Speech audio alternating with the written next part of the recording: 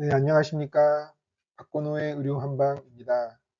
매우 오랜만에 인사드리는데요. 그동안 저의 여러 가지 실무적인 업무들이 있어서 콘텐츠를 새롭게 업로드하지 못했는데요. 최근에 제가 일신상의 변화가 있으면서 조금 더 시간적 여유가 생겨서 앞으로는 조금 더 자주 콘텐츠를 올릴 수 있을 것 같습니다. 많은 관심 부탁드리겠습니다. 이번에는 새롭게 시작하는 주제로 항암 치료 총론에 대한 내용을 전반적인 내용을 그리고 실무적인 내용에 가깝게 다뤄보고자 준비를 했습니다. 본격적인 내용을 다루기에 앞서서 본 우리 연구들에서 이 유튜브 채널에서 제가 구독자님들의 애칭을 일방적으로 박건호의 의료 한방이기 때문에 한방이라고 정해 보았습니다. 일반적으로는 보통은 한 1만 명 정도의 구독자가 생길 때쯤에 구독자님들의 의견들이 모아져서 정해지는 게 애칭입니다만, 구독자 62명의 상태에서 제가 일방적으로 정해서 탑다운 방식으로 정해 보았습니다. 어, 좀 어색하실 수도 있겠지만, 동의하시지 않는 분도 있겠지만, 일단 한방이라는 이름으로 여러 구독자님들을 제가 애칭으로 불러드리도록 하겠습니다. 그러면 우리 한방이님들과 함께 항암 치료 총론에 대한 내용을 이제 살펴보도록 하겠습니다. 전체 내용은 말그넌시, 캔서라고 부르는 일반적인 개념을 한번 정리를 하고요. 그리고 이러한 캔서의 치료에 있어서 가장 중요한 항암 치료를 어느 시점에서 이제 시작할 수 있느냐에 대한 조건을, 이 부분이 사실은 의료 현장에서 그래도 제가 보기에는 실무적으로 많이 필요한 내용인 것 같은데요. 그 조건에 대한 내용을 알아보고요. 또 우리가 현재까지 주로 쓰고 있는 항암제 종류에 대해서 카테고리별로 나눠서 한번 말씀을 드리고자 하고 있고요. 또 일반적인 온콜로지 영역에서의 가이드라인들에 대해서 짧게 말씀을 드리고, 대표적인 가이드라인이라고 할 수 있는 NCCN의 가이드라인에 대해서 좀 더 자세히 알려드리는 순서로 항암 치료의 총론에 대한 내용을 준비해 보았습니다. 첫 번째로 말그넌시에 대한 전반적인 개념에 대한 내용을 말씀을 드리겠습니다. 우선 말그넌시의 우리가 정의라고 한다면, 그 정의에 앞서서 일단 부적절한 셀의 성장에 대한 여러 가지 이제 분류와 정의가 있는데요. 그 부분을 먼저 말씀을 드리겠습니다. 그래서 어떤 세포의 숫자가 증가되는 것과 어떤 세포의 성격 혹은 그 형태가 변화된 것을 가지고서 다음처럼 네 가지로 분리해 볼 수 있는데요. 첫 번째는 세포 숫자는 증가되지만 원래 있어야 할 오간에 원래 있어야 할 티슈가, 정상적인 티슈가 이제 증가하는 이제 하이퍼플라시아라는 개념이 있고요. 사이로이드 하이퍼플라시아나 엔도메트리움에 생기는 엔도메트리 하이퍼플라시아 등이 한 예라고 하겠습니다. 그에 반해서 이제 숫자는 증가될 수도 있고 혹은 정상일 수도 있는데, 형태 자체가 원래 그 기관에 존재하지 않았을 세포이지만 다른 상황에서 생겼어야 될 세포들이 이제 그 기관을 대신 치환하여 존재하는 것이고, 다만 새롭게 치환된 세포도 정상적인 충분히 디퍼런시에이션이 이루어진 머추어된 셀로 이제 바뀌는 경우를 이제 메타플라시아라고 하게 되고, 흡연을 많이 하시는 분들에 있어서 레스피레이터리 트랙이 스쿼머스 메타플라시아로 이제 변경되는 것이 그러한 예라고 하겠습니다. 다음으로는 이 역시 이제 숫자가 증가될 수도 있고 정상적일 수도 있지만, 그 치환된 세포가 원래의 세포와도 다르고 다른 우리 몸의 신체의 정상적인 세포도 아닌 이제 새롭게 임머추한, 대부분 형태가 조금 더 분명하지 않은 그런 세포로 이제 바뀌는 건데, 그렇지만 조금 뒤에 나올 일반적인 네오플라시아 개념으로 완전히 형태가 뭉그러진 그런 형태가 아닌 조금 덜 임머추한 형태의 세포로 바뀌, 세포들이 이제 생성되는 것을 디스플라시아라고 부르게 되고, 이제 서비칼 디스플라시아 등이 대표적이라고 할 수 있는데요. 일반적으로 이제 프리캔서러스 리전이라고 부른다고 하겠습니다. 끝으로 이제 네오플라시아라는 건 이제 숫자도 무분별하게 증가가 되면서 형태 자체도 원래의 세포의 형태를 알아보기 어려울 정도로 디퍼런시에이션이 안 좋은 형태의 이머추한 셀을 하게 되고, 물론 비나인 네오플라시아라는 개념으로도 있지만 주로 얘는 이제 캔서라고 생각하시면 되겠습니다. 그래서 이 위에 하이퍼플라시아나 메타플라시아나 디스플라시아는 어쨌든 외부에 우리가 살아가면서 생긴 자극에 의해서 생긴 어쩔 수 없는 이제 변화라고도 할 수 있고, 그러한 자극이 사라진다면 이제 다시 리버서블하게 정상화될 수가 있거나, 혹은 더 악화되지 않는 스테이블한 상태로 유지될 수 있는 게 이제 한 특징이라고 한다면, 네오플라시아, 특히 이제 캔서 영역에서는 쉽게 말하면 세포가 이제 미치는 것이기 때문에 그냥 자율적으로 그 안에서 외부의 조절이나 컨트롤이 한 게 아니라 그냥 무분별하게 자라나는, 그래서 이제 이리버서블한 상태가 되는 것이 일반적인 이제 캔서의 영역이라고 하겠습니다. 그래서 네오플라시아가 표현이 조금 애매해서 이제 튜머라는 말과 혼동돼서 쓰게 되고 같이 쓰게 되고, 거기에는 사실 이제 비나인 튜머라는 부분이 있지만 또 한편으로는 지금 오늘 말씀드리는 이런 말리그넌트 튜머, 말리그넌트 네오플라즘, 이제 캔서가 있다고 하겠습니다.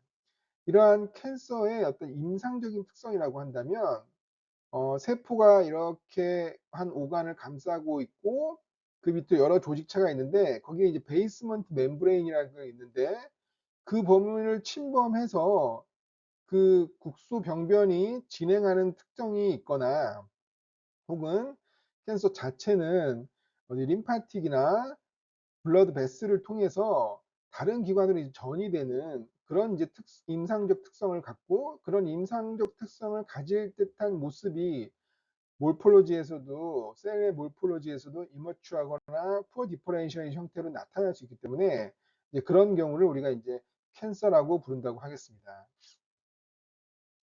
이런 캔서의 이제 분류는 캔서가 생긴 그 원발 오간에 따라, 혹은 세포 조직의 특성에 따라 이 두 가지 분류로 이제 나뉘어지게 되는데요.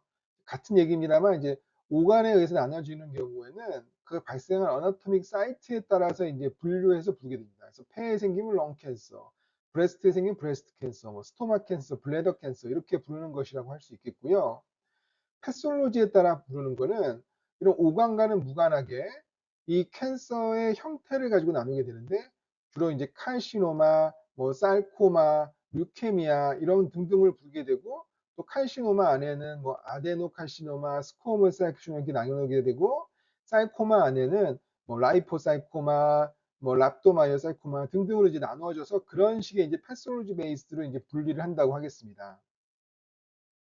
이런 패솔로지 베이스드 분류를 조금 더 자세히 살펴본다면, 이제 크게 이 멀리그는 캔서 영역은 이제 고형암이라고 부르는 이제 솔리드 캔서와 혈액암에 가까운 헤마톨로직 말리그넌시로 이제 크게 나뉘어지게 되고, 이 헤마톨로직 말리그넌스는 림포이드 계열과 마이로이드 계열로 나뉘어져서 이제 뭐 림포마나 ALL, 뭐 AML 같은 루케미아 등등이 이제 있다고 하겠습니다. 뭐 이전에도 말씀드렸지만 저는 이제 헤마톨로지스트는 아니기 때문에 이 정도로만 이제 말씀을 드리고요.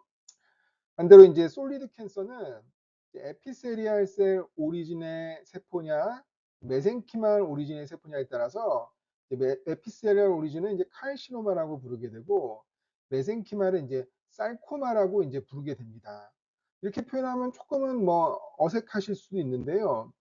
이 에피세리알 셀이라는 건 어떤 한 오간에서 가장 이제 표피를 차지하면서 그 오간의 특성을, 어떤 물질을 이동시키는 뭐 에소파거스나 그렇다면 이 스코머스 셀에서 이제 사이닝이 되는 것이고, 반대로 이제 어떤 뭐 분비를 해야 된다면 그랜듈라 셀 같은 것들이 이제 생기게 되고, 그런 세포 본연의 기능과 특성을 갖는 것이 이제 에피셀리움이라고 한다면, 메센카임은 그 이하에 존재하는 우리 몸의 모든 오간에 하나에 항상 존재할 수밖에 없는 뭐 너브라든가 뱃셀이라든가 이런 패티슈라든가 머슬이라든가 이런 걸 이제 메센카임이라고 부르게 되고, 여기에서 생기는 것을 이제 살코마, 요 오간에 따라서 이제 특성화된 세포들이 생기는 것을 에피세리알 튜머 칼시노마라고 이제 이해하시면 될 것 같습니다. 그래서 이러한 카시노마에는 뭐 우리가 잘 아는 글랜듈라한 세포에서 생기는 아데노카시노마가 있고요. 주로 이제 라이닝해서 어떤 그걸 보호하는 오간을 보호하는 스쿠어메 셀 카시노마 등이 있고, 또 헤파토사이트 셀 카시노마 혹은 스쿼머스 셀의 한 일종이라고도 볼 수 있는 유로세리알 셀 카시노마 등등이 이제 에피세리알 튜머라고 하겠습니다. 이제 사이코마는 패티슈에서 생긴 거는 이제 라이포사이코마, 블러드 베슬에서 생기는 안지오사이코마 이제 등등이 있다고 하겠습니다. 이 외에도 솔리드 튜머에 있어서는 어떤 스킨의 멜라노사이트라든가 생식세포에 생기는 점셀 튜머, 뉴로인도크라인 셀에 생기는 뉴로인도크라인 튜머 등이 소수지만 이렇게 솔리드 튜머의 솔리드 캔서의 한 부분으로 있다고 말씀을 드리겠습니다. 그 이제 오간에 따른 분리로는 우리 잘 아시는 것처럼 헤드앤넥이나 사이로이드나 렁, 팬크레아스, 키드니, 블래더 이런 등등으로 해서 여기에 생기는 암종을 이제 팬크레아틱 캔서, 키드니 캔서, 블래더 캔서 등등으로 이제 부르는 그런 분류라고 하겠습니다. 그러면 이런 부분들이 사실 명쾌하냐? 대부분에 있어서는 그 오간의 대표적인 암종이 또 대표적인 패솔로지 형태를 띠기 때문에 큰 혼란이 없이 이제 불려지기는 합니다. 그렇지만 일부 약간의 혼란이 좀 생길 수 있는데요. 예를 들어 블래더 캔서다 하면은 오간에 따른 블래더에 생기는 이제 암종을 말하게 되는데요. 그리고 이제 블래더 캔서의 대부분은 유로세리알 셀 카시노마입니다. 이 유로세리알 셀이라는 건 콩팥에서 소변을 만들어서 리날 펠비스에 이제 소변을 모으는 시점부터 있는 세포고, 이 리날 펠비스에서 유레터, 블래더 월을 거쳐서 유레스마의 프록시말 3분의 1까지를 감싼 세포를 유로세리알 셀이라고 부르고, 여기서 생기는 캔서는 이제 유로세리알 셀 칼시노마라고 부르게 됩니다. 그래서 사실 블래더 캔서는 이제 해부학적 구분인 거고, 유로세리알세 칼시노마 혹은 이러한 세포들이 모양이 소변을 잘 배출하기 위해서 쉽게 변하는 트랜지셔널한 형태를 보이기 때문에 트랜지셔널 셀이라고 부르게 되는데, 이런 것들은 일단 이제 병리학적 구분이라고 할 수 있겠는데요. 이, 그렇지만 이제 자세히 보면 이 블래더에서 대표적으로 이 유로세리알세 칼시노마가 대부분 생기기 때문에 대부분은 큰 혼란은 없습니다만, 그렇지만 이 유레터나 레날 펠비스나 유레스라에서도 동일한 세포들이 암이 생길 수 있는 거거든요. 그래서 이럴 때 우리가 이제 방광암이라고 하면 보통은 블래더와 유로세리알셀을 같은 의미로 놓고 부르게 됩니다만, 사실 요관암, 신우암, 요도암이라고 해서 이 오간에 따라서 부르려고 하면 각각은 다른 듯 하지만 결국에는 요로상피세포암이라는 동일한 세포라서 동일한 치료를 받게 되고, 그리고 환자분들이 많지는 않기 때문에 잘 모르십니다. 그래서 이제 방광암이라는 표현을 가지고서 주로 이제 환자분들에게 그냥 설명을 드리게 되는데요. 그래서 이런 부분에서 약간의 이제 혼란, 이제 사실 신우암이나 요관암으로 진단되면 요로상피세포암이다. 그러면 사실 잘 못 알아들으시는데, 그래서 저 같은 경우는 이런 경우에 되면 이제 방광암의 사촌 같은 암이어서 동일하게 치료합니다 등등으로 이제 설명을 합니다.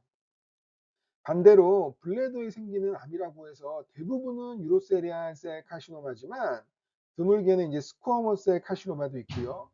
또 아데노카시노마나 살코마 등도 간혹 생길 수 있기 때문에 이런 부분에서도 약간의 이제 혼란은 이 오간 베이스냐 패솔로지 베이스 분야가 약간의 혼란을 만들 수 있다고 하겠습니다.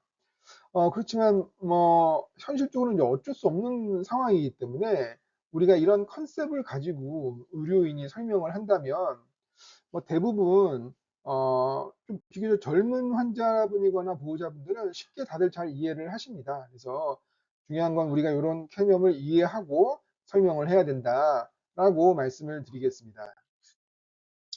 안티캔서 트리트먼트는 나중에 조금 더 자세히 다루겠습니다만, 큰 개념으로만 말씀을 드리면 국소병변을 치료하는 방법과 전신적인 디지즈를 치료하는 방법이 있는 것이고, 국소병변을 치료하는 방법은 수술적인 치료와 방사선 치료가 대표적이라고 하겠고요.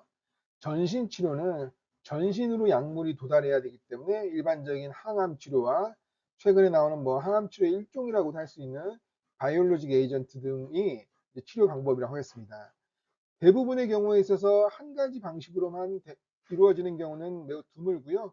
이 두 가지 방식이 적절하게 이제 조합되면서 예를 들어 수술한 다음에 보조 항암 치료를 한다든가 수술 전 보조 항암 치료를 하고 뭐 수술을 한다든가 추가 알치를 한다든가 그런 식이 되기 때문에 이러한 캔서 치료 영역에서는 다학제적 접근이라는 게 반드시 필요할 수밖에 없고요. 멀티 디서플리너리 어프로치라는 이제 표현을 써서 이런 치료의 방법이 강조되어지고 있다 하겠습니다.